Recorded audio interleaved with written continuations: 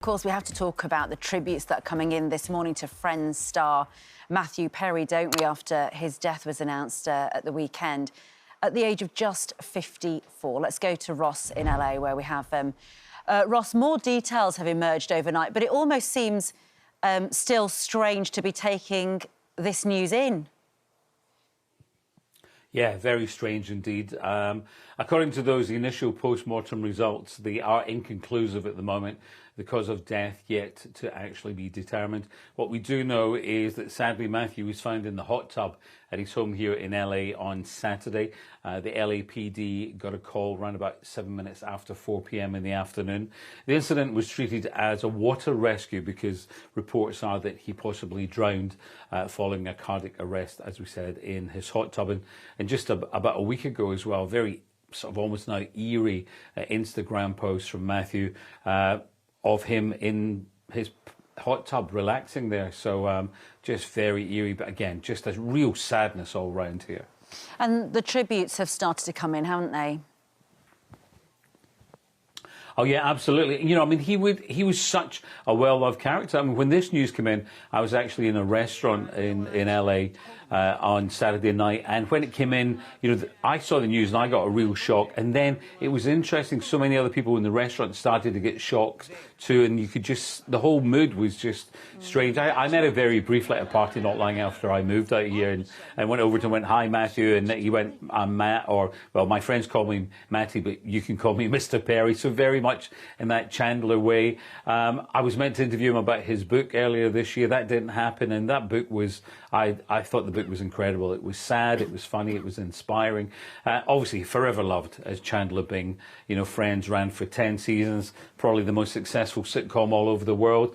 You know, and at one point as well, Matthew had the #1 TV show and the #1 movie, which was The Whole Nine Yards. I think Michael J. Fox is the only other person to have done the same. But as you said, tributes pouring in. Gwyneth Paltrow, who was more than just a friend. They were kind of a boyfriend and girlfriend at one point, and she took to Instagram talking about the magical summer that they spent kissing in a field of long grass in the 90s before Matthew, and indeed her, shot to fame. She said, "He was so funny, so sweet, so much fun to be with. I'm super sad today, as so many of us are. I hope Matthew is at peace at long last.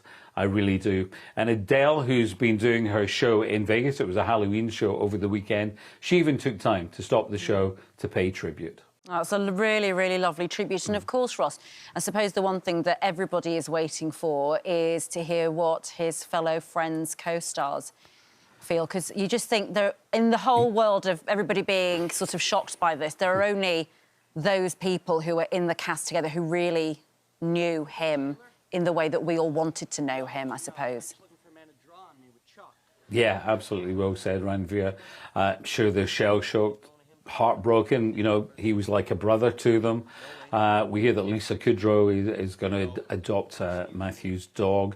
The fans themselves have been laying flowers outside the Friends apartment in New York. The exterior of that was used in the sitcom. Obviously, the interior was out here in Los Angeles.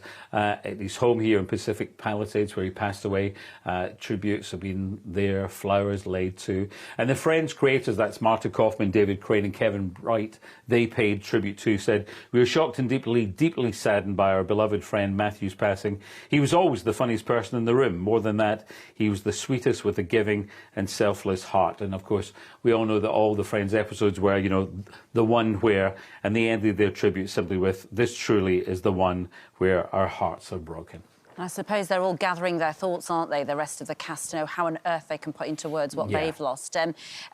Just going back to some of the people who may have seen him on the day or the day before this happened, he did seem to be active, didn't he? He was sort of out and about playing was it a game of pickleball or something? Yeah. Well, Matthew was a great tennis player, really good tennis player, played on the circuit as well. And, of course, pickleball, which is the fastest growing sport here in America, he absolutely loved it. He was playing, you know, normally once a day, sometimes even twice a day. And he had been playing it just a couple of hours before he passed away. Some friends had said, though, that, you know, he seemed a little more fatigued than normal. And, in fact, the week before as well, they were saying that he'd been a little bit tired too. So, and again, just going back to what we're saying, nothing to suggest at all at this point that drugs were involved or suspicious circumstances at all. at all at the moment. And of course, you know, that book that I mentioned, it is just an incredible book.